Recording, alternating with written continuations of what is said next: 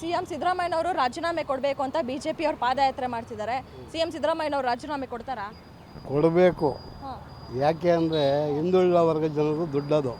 ಸಿದ್ದರಾಮಯ್ಯರ ಅಪ್ಪನ ಮನೆಯದಲ್ಲ. ಸಿದ್ದರಾಮಯ್ಯರು ಕರೆನ್ಸಿ ಅವ್ರ ಕೈಲೇ ಇರೋದು, ಅವರೇ ಕರೆನ್ಸಿ ಇದ್ದಾನೆ ಇರೋದು. ಇವಾಗ ಡಿಪಾರ್ಟ್ಮೆಂಟ್ ಅವರಲ್ಲೇ ಇರೋದು. ಅವ್ರು ಯಾಕೆ ಎಲ್ಲೊಂದು ಸಿ ಎಮ್ ಕಾಂಡಲೇ ದುಡ್ಡು ಹೊಟ್ಟೋಯ್ತದ? ಸಿ ಎಮ್ ಗೊತ್ತಿಲ್ದಂಗೆ ಖಜಾನ್ಸಿ ಅವರೇ ಆದಮೇಲೆ ಸಿ ಎಮ್ ಗೊತ್ತಿಲ್ಲದೆ ಹೆಂಗೆ ಹೋಯ್ತದೆ ದುಡ್ಡು ಅಲ್ವಾ ಮೇಡಮ್? ಸಿ ಎಮ್ಮು 90% ರಾಜೀನಾಮೆ ಕೊಡಬೇಕು. ಅದು ಮೂಢ ಹಗರಣದ ಬೇಡ ನಮಗೆ, ಅದು ಪರ್ಸ್ನಲ್. ಅದು ಇದಕ್ಕೆ ಲೆಕ್ಕ ಕೊಡಲೇಬೇಕು ಜನಕ್ಕೆ. ಇವತ್ತು ಇವ್ರು ಮಾಡ್ತಾರೆ, ನಾಳೆ ಇನ್ನೂ ಮಾಡ್ತಾರೆ.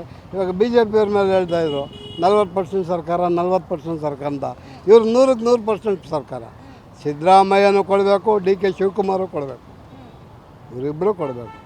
ಇವ್ರು ಹಳೆ ಕಳ್ಳ, ಇವ್ರು ಹೊಸ ಕಳ್ಳ ಅಷ್ಟೇ, ಇದರಲ್ಲಿ ಏನಿಲ್ಲ ಇವರಲ್ಲಿ. ನೀವು ಹೇಳಿದ್ರಿ ಮೂಢ ಹಗರಣ ಬಿಟ್ಬಿಡಿ, ಅದು ಅವ್ರ ಪರ್ಸ್ನಲ್ಲು ಅಂತ. ಮೂಢ ಹಗರಣಗಳಿಂದಲೂ ಕೂಡ ಪಾಪ ಕೆಲವೊಬ್ಬರಿಗೆ ಭಾಳ ತೊಂದರೆ ಆಗಿದೆ.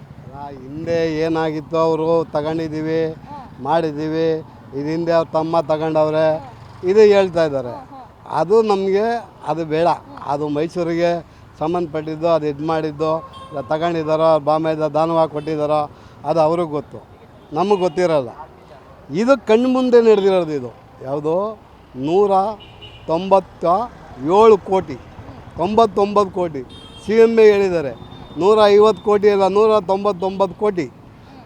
ಅದು ಸಿ ಎಮ್ ಗೊತ್ತಿಲ್ಲದೆ ಅದು 199 ಕೋಟಿ ಹೆಂಗೆ ಹೇಳಿದ್ರು ಅವರು ಅಲ್ವಾ?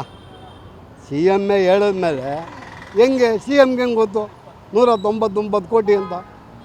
ಸಿ ಎಮ್ ಗೊತ್ತಿಲ್ಲದೆ ಅದು ಟ್ರಾನ್ಸ್ಫರ್ ಆಗಿಬಿಡ್ತದ ಬ್ಯಾಂಕ್ ಟು ಇಲ್ಲಿ ದುಡ್ಡು ಆಂಧ್ರಾಗೆ ಹೆಂಗೆ ಹೊರಟೋಯ್ತು? ಕರ್ನಾಟಕ ದುಡ್ಡು ಎಲೆಕ್ಷನ್ ಟೈಮ್ನಲ್ಲಿ ಎಲೆಕ್ಷನ್ಗೆ ಯೂಸ್ ಮಾಡ್ಕೊಂಬಿಟ್ರು ಅಲ್ವಾ? ಈಗ ಕಾಂಗ್ರೆಸ್ ಸರ್ಕಾರದಲ್ಲೂ ಓಕೆ ಭ್ರಷ್ಟಾಚಾರ ಆಗಿದೆ. ಬಿಜೆಪಿ ಅವರು ಸಾಕಷ್ಟು ಆರೋಪಗಳನ್ನು ಕೂಡ ಮಾಡ್ತಾ ಇದ್ದಾರೆ.